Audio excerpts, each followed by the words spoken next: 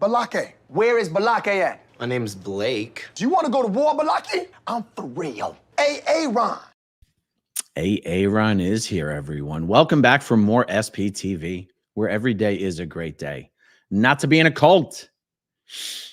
Not every day a great day to be Emily Armstrong and Linkin Park.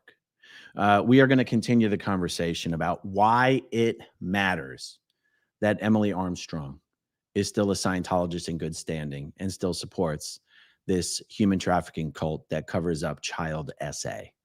It matters. We are going to continue the conversation. This is not going to go away. This is not going to go away at all. And as more time goes on, the more clear it is that what's important here is not just whether Emily Armstrong is a supporter of Danny Masterson. What's becoming more and more clear is that what matters here is whether Emily Armstrong continues to support Scientology, an organization that institutionally covers up child SA. And so what I'm going to share with you in today's video are, it's hard to believe that what I'm about to show you even exists, is examples of Emily Armstrong's Scientology friends, kids that she grew up with, kids that she is still friends with, kids, and I say kids loosely because they were kids back then. Everyone being discussed is now in their late 30s, early 40s. I'm going to show you Emily Armstrong's Scientologist friends sitting down, doing professionally recorded and produced interviews, calling victims of child SA liars, calling their former Scientologist friends who publicly spoke about being victims of child SA in Scientology. Emily Armstrong's friends sat down for the cult and recorded videos to be used against these women, calling them liars. You can see it's not just, I said in the earlier videos that I've done, which is like 3, 4, or 5 videos already, that Emily Armstrong is not apologizing to Danny Masterson's victims because she doesn't believe them. She believes, and I mentioned this in the previous videos, that all of these people coming forward saying that they were victims of SA in Scientology as a child or an adult, these are people who've been round up and manipulated by Leah Remini. And in the videos that I'm about to share with you, these videos say exactly that. That is why Emily Armstrong showed up to court to support Danny Masterson, because she's a true believing Scientologist. She buys the propaganda that Leah Remini is behind all of these attacks. In episode 1, season 2 of Leah Remini's television show, Scientology in the Aftermath, it featured 2 former child Sea Org members named Saina, Kamula, and Mirriam Francis. Those of you who've watched a lot of SPTV already know Mirriam Francis. I don't think Saina's done any videos on YouTube, but Saina and Mirriam are both very well known to the former Scientology community. Just for the heck of it, I'll show you that Mirriam does have a channel on YouTube. She does a lot of Scientology videos. You can see what she has to say at her channel here, Rage Against the Dark Arts. Saina doesn't have a YouTube, but you can follow her adventures on Instagram right here. Okay. So in that episode, Saina and Mirriam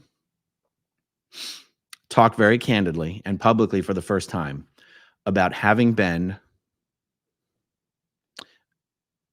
victims of child SA while they were child Sea Org members, and how it was covered up, and how they, as children, were blamed and shamed for what happened to them.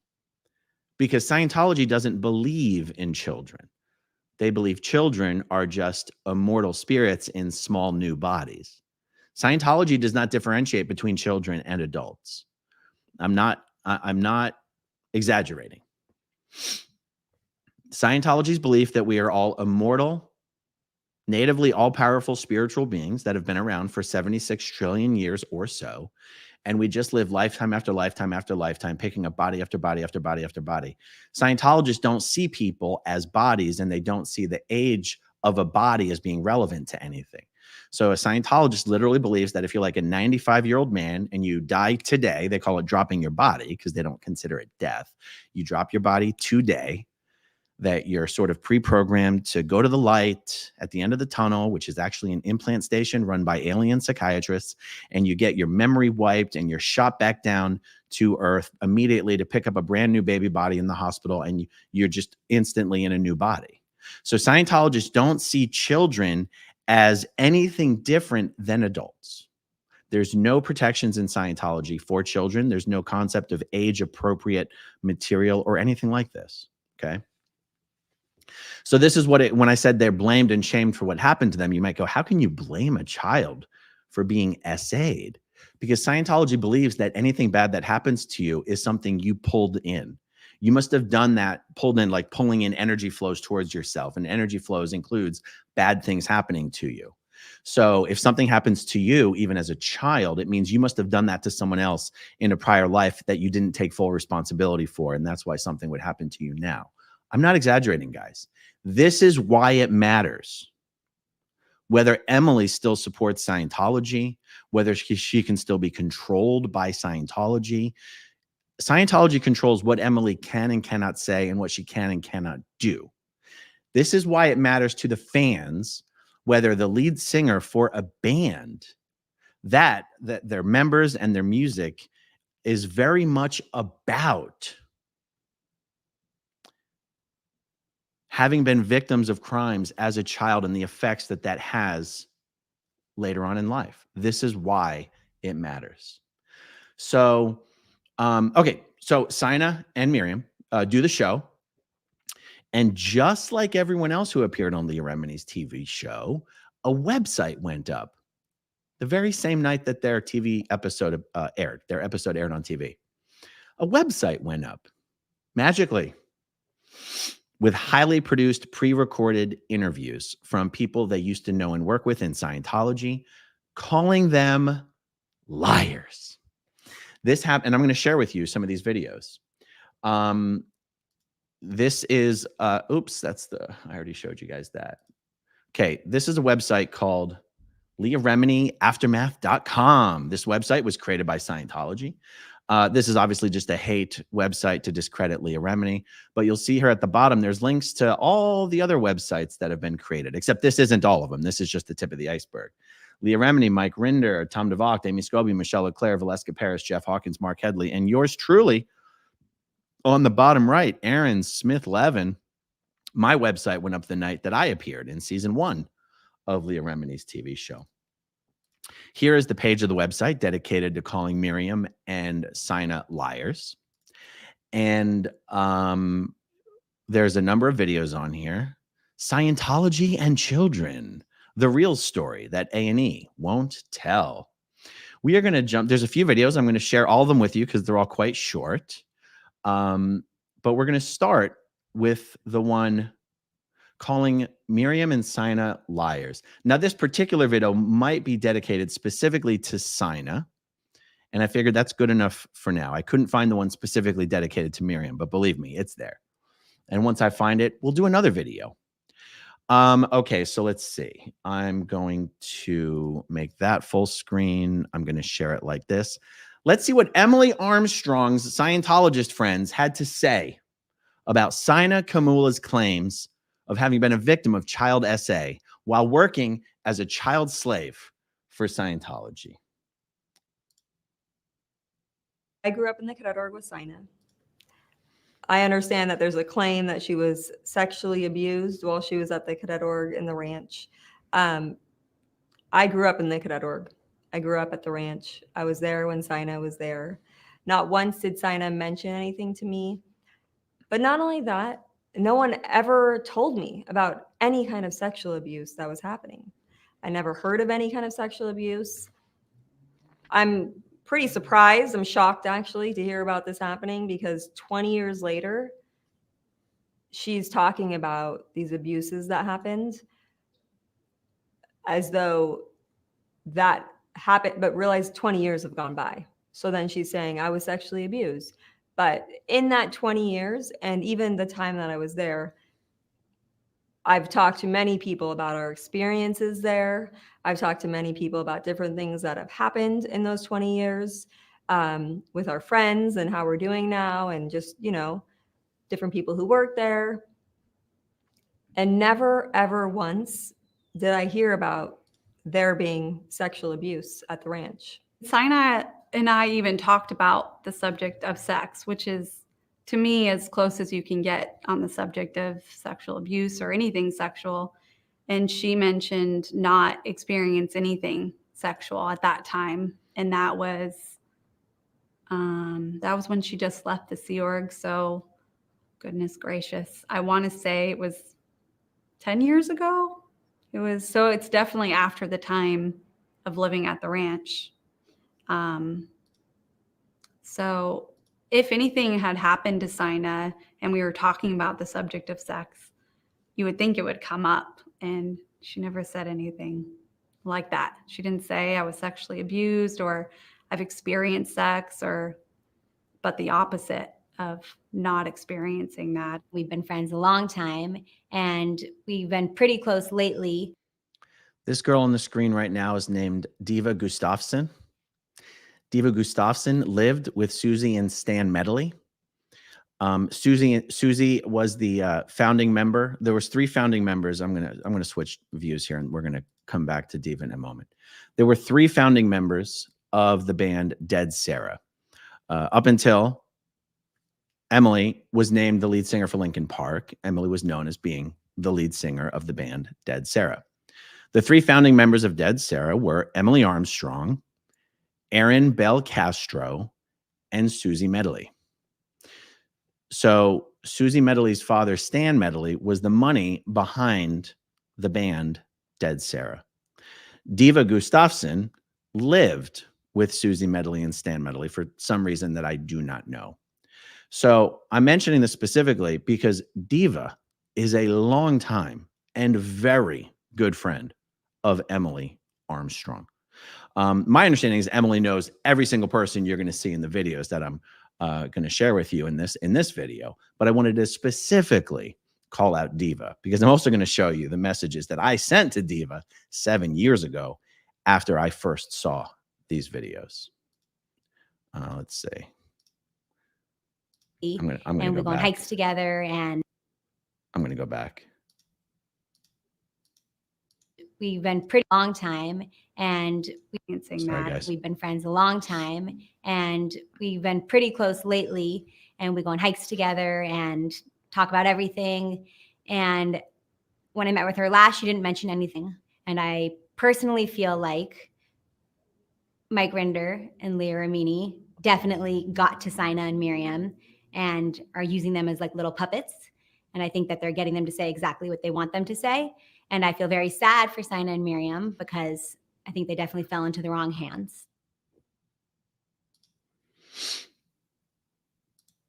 Two brave women go on national television to very painfully discuss the horror they endured as children, victims of child SA while under the care of Scientology. And Diva Gustafson wants you to know that it didn't happen. They're just puppets of Mike Rinder and Leah Remini. Keep an eye out for Diva Gustafson at the VIP section, the friends and family section of the Linkin Park band members at their concert tomorrow in LA at the Kia Center. This is why it matters. Okay.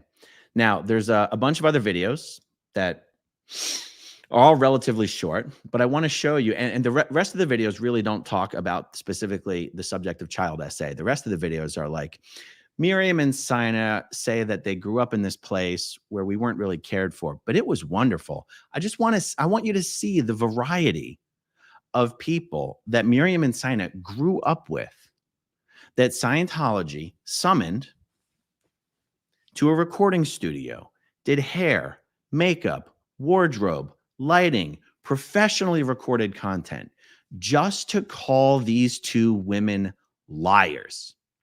and to do it with people they grew up with. And it's kind of crazy that they somehow managed to do all of this in advance of actually knowing what these two women were actually going to say on TV. Because Scientology may not have known what they were going to say on TV, but you better believe they knew what there was to say. Because Scientology knew about all of this. Make no mistake, when Scientology finds out that there's been some crime, SA, child SA, they investigate. They get to the bottom of it. They leave no stone unturned. They want to know every dirty, filthy detail, time, place, form, and event. They thoroughly investigate. What they don't do is allow anyone to inform the authorities. Scientologists, the way they excuse this, the way they justify this is they will say, now the real reason is to protect the organization, but what they will say is only Scientology can fix whatever is wrong with a person that makes them commit SA on an adult or a child. And because only Scientology can fix that in a person, it would actually be inhumane to send someone like that to prison where they cannot receive the Scientology solutions. In fact, they'll only get worse in prison. They might continue to commit these kind of crimes in prison or after prison. Only Scientology can really fix it. So the only humanitarian thing to do is to deal with this as an internal matter. Now, that sure is a very convenient operating policy because it prevents all of the dirty crimes that get committed in Scientology from ever being exposed to the light of day in the legal system. And it actually prevents abusers. It prevents society from being protected from these abusers because, spoiler alert, Scientology doesn't fix whatever it is that makes people commit these crimes. Okay. So, and by the way, when I do the timestamps on these videos later, once I verify the first and last names of everyone in these videos, I'll give them their own separate chapter breaks. I bet these Sea Org members didn't expect that Emily Armstrong and Linkin Park were going to help make them famous. Okay, so let's see the next one that I want to share with you here. We'll go full screen on this. We'll do it this way. Here we go. I grew up in the cadet org at the Canyon Oaks Ranch in Los Angeles, California. It's actually in Saugus. It's this beautiful area. It's right next to a reservoir, and it's like surrounded by mountains. It's beautiful. I mean, the environment itself is just stunning. Like, I remember in summers we would have like pool parties and all this kind of stuff. And then, you know, in winter we actually had snow. We had all seasons there, even though it was just an hour from Los Angeles. So we grew up with like a very kind of cultured environment. We had animals, you know, tons of life, you know what I mean? Like trees and different plants, and we had our own gardens, and we grew. They didn't have parents though.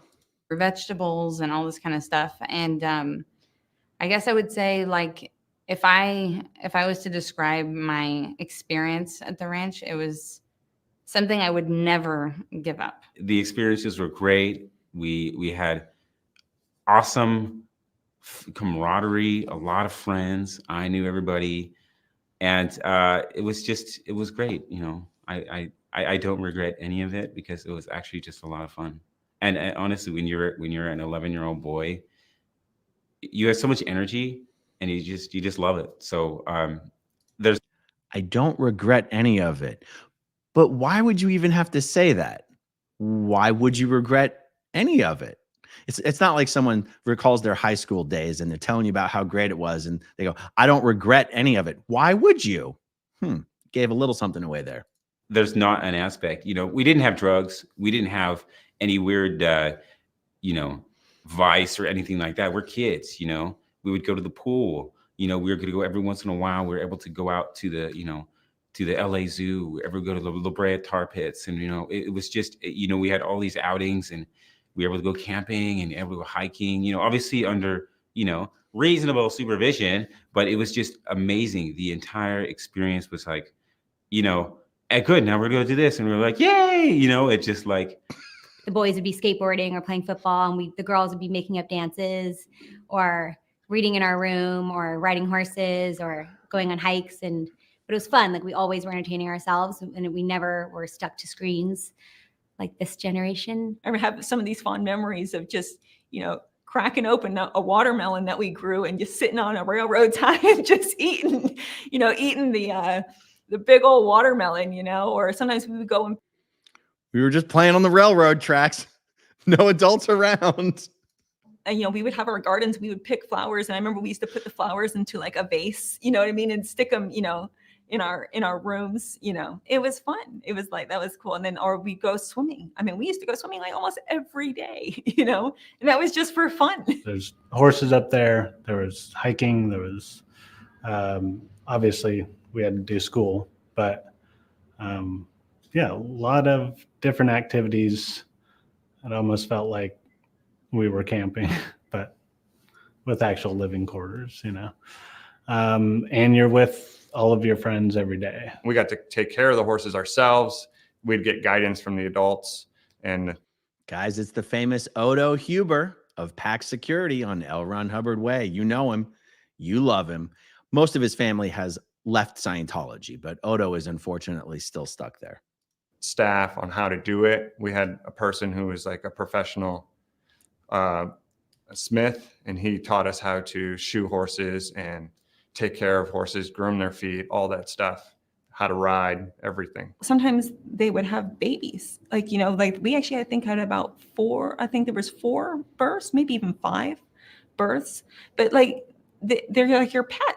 So of course you would go up and clean out their stall, help feed them. And it was actually kind of fun. We would get apples and carrots sometimes, and going up and being able to feed them. And is it just me, or is it so obvious that she's trying to be like, of course it wasn't child labor. Of course you would want to do it all. Do they realize how defensive they sound like they're coming across?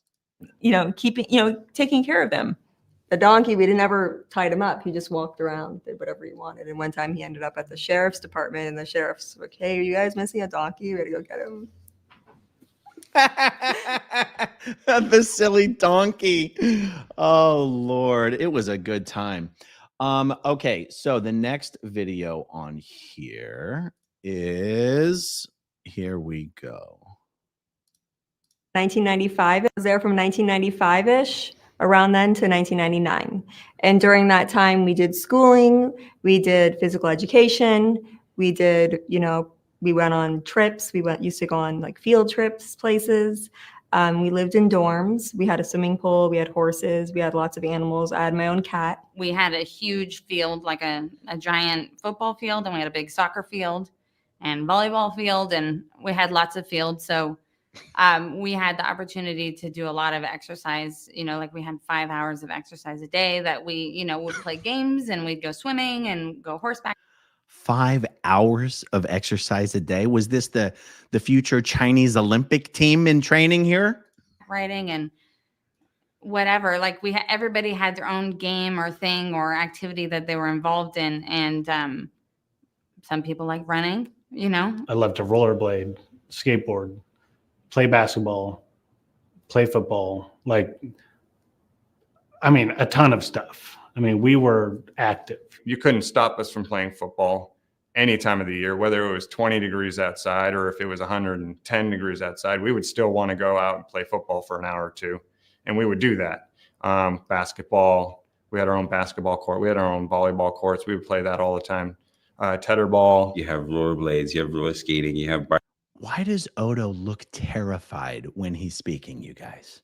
biking, you have marbles, you have Ninja Turtles, you have Transformers and everything like that, X-Men, you had comics. And just like any, for me, growing up was just fun. It was amazing. Okay, good. More good times growing up at Scientology's Child Slave Ranch. Okay, the next segment here is only about 90 seconds long. Let's take a look at it.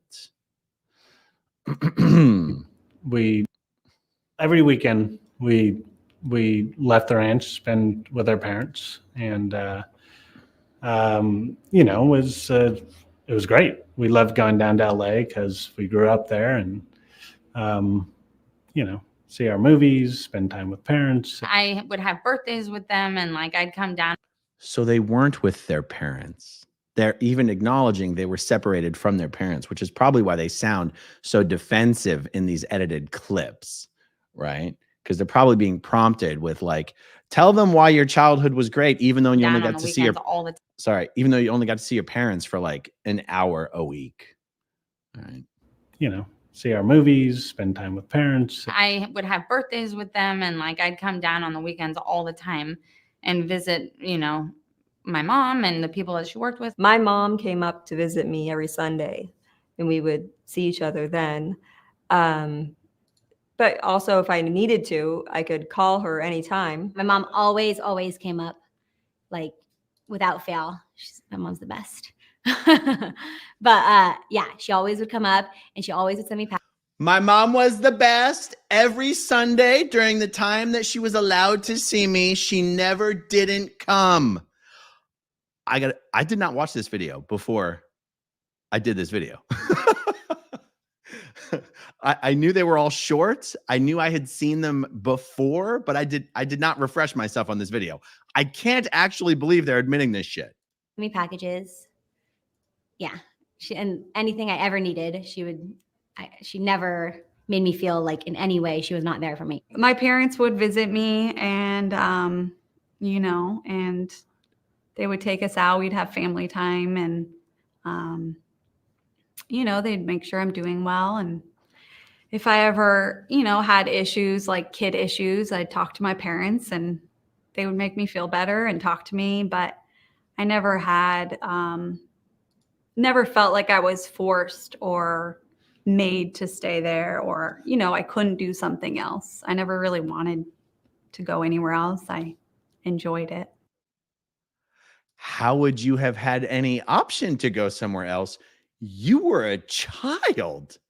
And I like how she's like, I was never made to, I never felt like I had to be there, but you did have to be there and you knew it. Oh, wow. Okay, those were the only videos that that were on this particular webpage that I wanted to share with you. This is why it matters. Scientology institutionally covers up child SA. And, you know, when you talk about Scientology just constantly shooting itself in the foot, whoever was like, you know, it's a good idea. 2 former child SEERG members are going to do a show.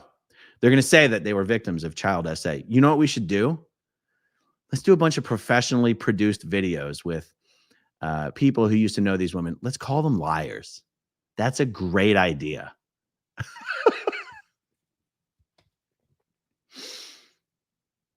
The fact is, those people who just did those videos, they wouldn't ever even be allowed to say anything else. These people are still Scientologists. Many of those people are still Scientology SEERG members. They're literally being summoned, sat down, and told what to say and told why they're being told to say it. Whoever thought this would actually be a good idea, imagine how many people were involved in this who all had to know what was being done, why it was being done, and was like, sure, we'll do that. You could make the argument that these people didn't have a choice, but that would actually miss the point. These people want to do these videos. They want to call anyone who does anything to bring bad repute publicly to Scientology. They want those people to be discredited. They do not believe that justice is something these people deserve. This is why it matters whether Emily is still a Scientologist, whether she's still in good standing, whether she still supports Danny Masterson, whether she supports the theory that Leah Remini is really behind all of these public criticisms of Scientology, because they don't just do it to people who say, David Miscavige beat me up. They do it to people who say, I was a child, I was the victim of SA, the adults knew about it, they told me it was my fault, they told me I was to blame, I had to take responsibility for it. That is what Emily Armstrong supports as an institution, as a completely separate matter from whether she supports Danny Masterson, which she does. despite the statement that she put out, the ridiculous statement that she put out to her Instagram story that disappears after 24 hours, but is supposed to be some sort of an apology, without ever saying, I'm sorry, without ever apologizing, without ever saying Danny Masterson, without ever addressing Danny Masterson's victims. All Emily Armstrong did was pull an Ashton Kutcher and a Mila Kunis and say, our hearts goes out to all victims everywhere of all crimes against women. We're not talking about all crimes against women. We're talking about your Scientologist friend, Danny Masterson, who's a convicted, violent serial rapist. You won't even say his name. You won't even apologize to his victims, who you helped intimidate at the arraignment where Danny was being charged. And you knew what Danny was being charged with. You knew who he was being charged for committing crimes against. You knew who those women were. You knew Jane Doe 1 and Jane Doe 3, and you chose to show up to the courtroom anyway as a show of support for Danny Masterson, knowing that it wasn't just supporting a friend of yours. It was also calling the women who you knew liars.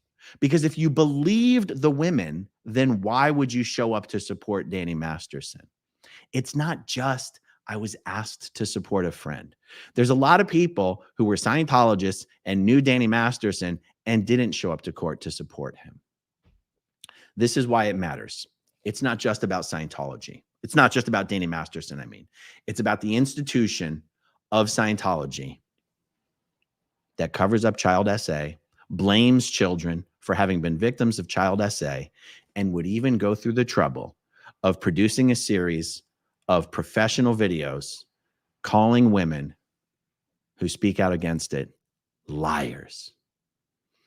Just like you did when you showed up to court next to Danny Masterson to intimidate those women. This is why it matters. I've got Barb in the back office helping me star some comments. Let's see what we got here, and we'll wrap this one up. Lion of Judah, my gosh, this just keeps getting worse. Yeah. John Dotson, hey, Aaron, just curious if you noticed some of her lyrics from Dead Sarah seemingly attack Scientology. John, I do hear this type of sentiment, not only about songs from Dead Sarah, but also some of the new Linkin Park music. You can hear whatever you want to hear. It's a mistake to assume she's talking about Scientology in any way, shape, or form. All of the members of the band Dead Sarah are Scientologists in good standing. They're not secretly putting out songs, sending a message to Scientology.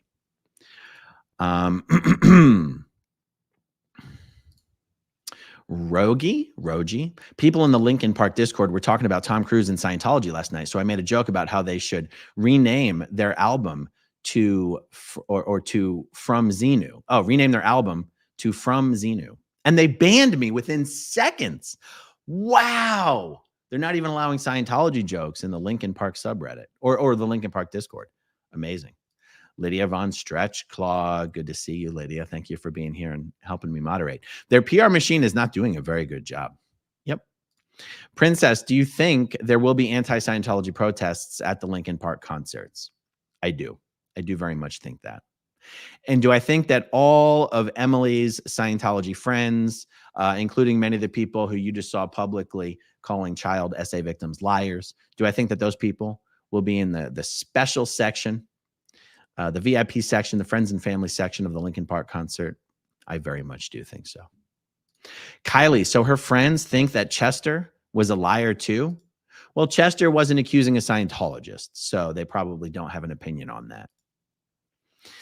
Kimberly in Japan randomly woke up at 4:20 a.m. just sending my support. Thank you, Kimberly. Thank you very much. And thank you for being a channel member for 5 months. John Potts. Hello all in Johannesburg, and first live that I'm participating in. Aaron, keep up your good work. You're appreciated. Thank you, John, and welcome from Joburg. Love it.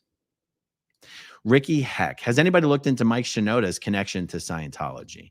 I personally am not aware of a connection to Scientology directly, but I'm sure a lot of people are asking that question. Elk says, these hit videos, do they sit Scientologists down to watch these, to sell them the story? Who are they really intending them for? So to an extent, there is a major part of the purpose of the videos that are for internal use, just showing everyone we're calling them liars, we're standing our ground. I also think it is for the media. They want to be able to direct media outlets who, for example, cover the TV show. This was 7 years ago. They want to be able to blame and shame the media outlets for not giving equal airtime to to what Scientology and former Scientologists are saying. They want to be able to justify saying that the media is just bigoted against Scientology and slanted and giving a one-sided story because they're not giving equal airtime to the former Scientologists and the current Scientologists. That's a big part of it too.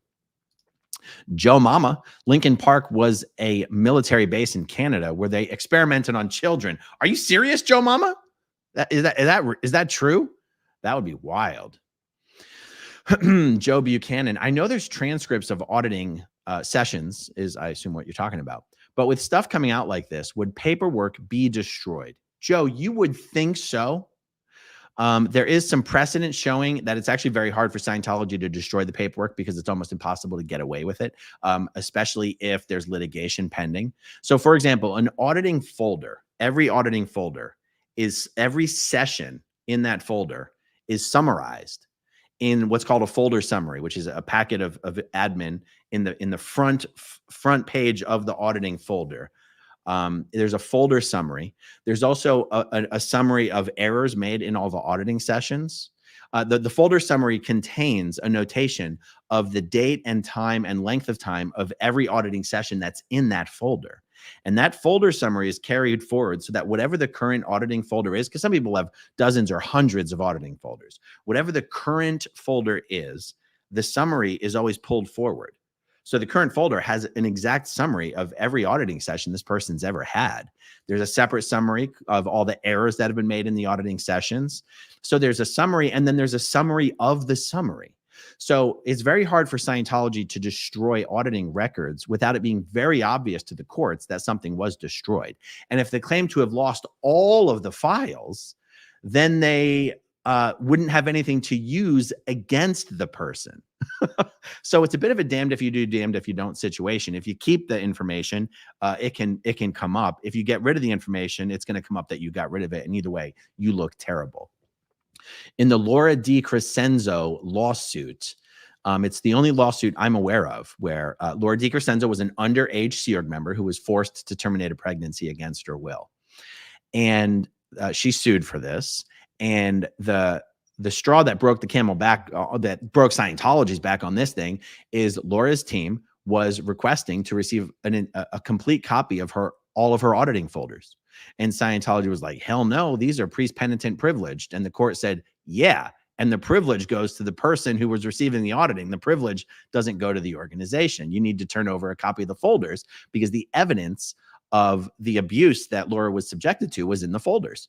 Scientology fought this all the way up to the U.S. Supreme Court, and the Supreme Court refused to hear it. But it was only when the U.S. Supreme Court refused to overturn the decision that said Scientology had to give Laura a copy of all of her auditing files, that Scientology knew they were screwed. And they did. They actually turned over a copy of all of her auditing files to her, a digital copy. And Laura and her team did not claim that it seemed anything was missing. Everything they were hoping to get was there. And, Scientology dragged that trial on, dragged that case on for 9 years. It was 9 years from the time the case was filed to the day they were finally scheduled to go into court to start trial. The day before they went into trial, Scientology said, name your price. We're going to cut you a check.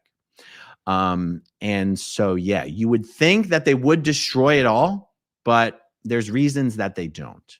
Thank you for that. Justin Smith. So if a Scientologist goes to the police, do they automatically become a suppressive person? If they're going to the police to report another Scientologist, then yes. Miss Bramlett Jr. Diva Gustafson is also a huge Grant Cardone fan. Yes, that doesn't surprise me in the least. CV Scary Seizure. It's very possible that Emily is a victim too and not ready to come forward or fearful of some retaliation.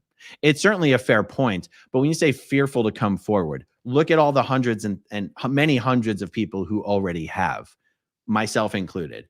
I'm here on YouTube every single day.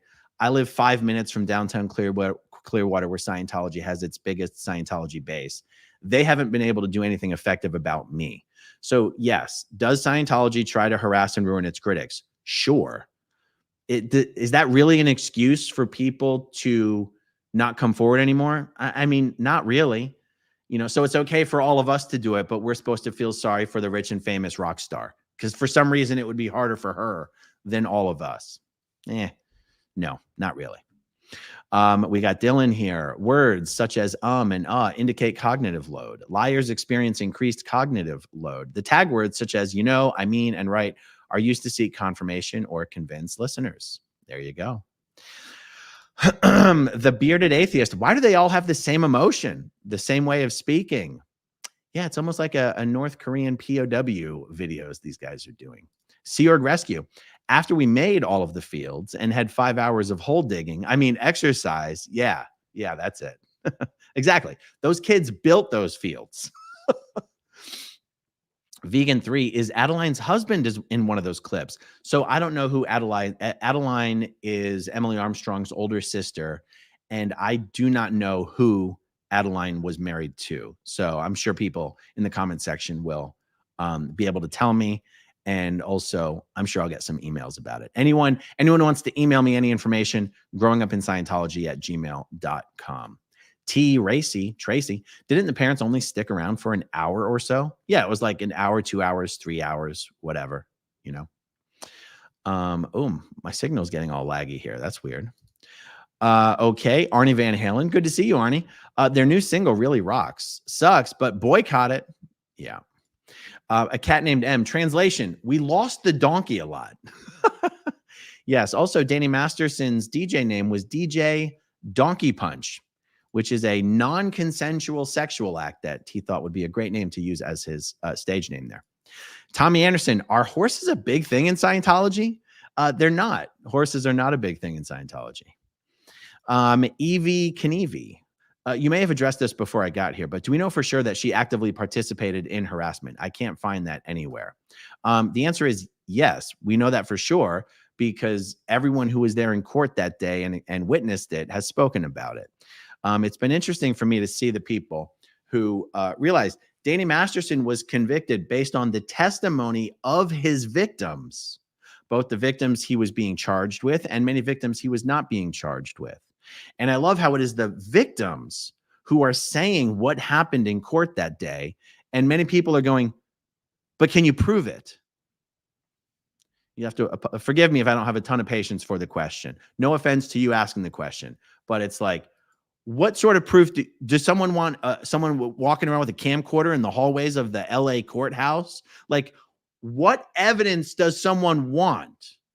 And if the testimony of Danny Masterson's rape victims and the other witnesses who were there in court isn't good enough, I don't know what to say. PB, I still think it's all connected to her mom. I think you mean Emily's mom's Gail Armstrong. I have no idea what's wrong with my signal, you guys. I have an ultra fast internet connection and this thing's getting very laggy on my end. Do we know when Emily publicly stated or came out as being gay, since her mom spent time in the hole somewhere before 2015? I don't actually know any of the answers to this question. Many apologies. Pause for Andrea. Perfect timing for these propaganda videos to be exposed. For the real story, listen to the video that Jenna Miscavige posted this morning. Oh, there you go. Yeah, Jenna did put up a video this morning. Michael C. I strongly suspect that the Church of Scientology is doing a ton of astroturfing on the social media debate for this thing. I'm starting to wonder if Linkin Park is sympathetic to Scientology. I'm sure many people are wondering that. We met Phelan. We met Metal Fan, WWE Metal Fan. Most logical hunch is that Linkin Park themselves are in business with Scientology. They had 7 years to make this decision, so they knew what they were doing. I'm sure many people are wondering about this. Kelsey Ariano. Hi, Aaron. I sent you an email of some books that I found at my local video game store. I showed them your channel and they removed the books from the shelves. They gave them to me if you want them. Was it the Mission Earth books? I think I saw a photo from you. I don't want them, but thank you. Lethanda Grauklinga. Odo looks terrified because he does not blink or move his eyes at all, just like a deer in the headlights. Absolutely. Pause for Andrea. Not sure which video I was watching yesterday, but it was in the comments section anyway. Did Linkin Park's Mike Shinoda take Scientology courses in 2020? The commenter said he was at the reading center. So Scientology doesn't have anything called a reading center. I'm going to guess. I'd be shocked if Mike Shinoda actually had involvement with Scientology. I feel like he did. It would have been made public by now. You never know. Sometimes these things can be kept pretty confidential. I mean, just look how long Will Smith and Jada Pinkett Smith went being Scientologists before anybody ever found out about it. So never say never, but I don't want to say that I think something is true when I don't think it's true. So I don't think Mike Shinoda's had any involvement with Scientology. That's my personal opinion. If I get any information to the contrary, I'll be the first one to go public with that. Ben Bacon Bits. Good to see you, Ben. I feel like it's been a while. Hi, Aaron. Yeah, that's all I got. Oh, and thanks for covering this. And of course, Costco would like to see you. I'm heading to Costco as soon as I get off this live stream, Ben. I miss them as well. Kelly says there were horses and we went swimming. Therefore, no sexual assault. That's right. Didn't you know, guys? If there's volleyball fields and basketball fields and horses and donkeys, no abuse could possibly have occurred. So I just wanted to get the record straight on that. Zolt Sandor, thank you very much for the super sticker. Christiana Nicole. So Scientologists can report anyone except Scientologists to the authorities. Yes. It's not that Scientologists are anti-police. Scientologists will report anyone to the police at the drop of a hat, just not a fellow Scientologist. As long as it isn't against a Scientologist, another Scientologist can pursue legal justice. You are exactly correct. Sharona, Emily claiming that she was an observer at the hearing. Well, yeah, I mean, that's what everyone at the hearing technically was, an observer. I mean, she wasn't the defendant. She wasn't, the plaintiff. She wasn't she wasn't the judge. So it's like, it's weird for her to even specify that. Linky Lou, JD Delay gave you a big shout out yesterday. Yes, I did hear that. Back a year ago when I was doing, when the Danny Masterson stuff was in the news a lot, JD was in the live chat here a whole bunch. So yeah, I consider JD Delay to be a friend and supporter of the channel. So thank you for that, JD. And Salt Sandor is back again. How on earth is Talinda fine with this? I wish I knew who Talinda was, but I don't. But I have a feeling I'm going to find out. Okay, you guys, that's all I have on this for now. Thank you for hanging out with me. Much more to come today. Hit that like button, hit that subscribe button. You guys know what to do. I'll talk to you soon. Okay, if you want to see my rock and roll songs, click right on this guitar. And if you want to see a different one of my videos,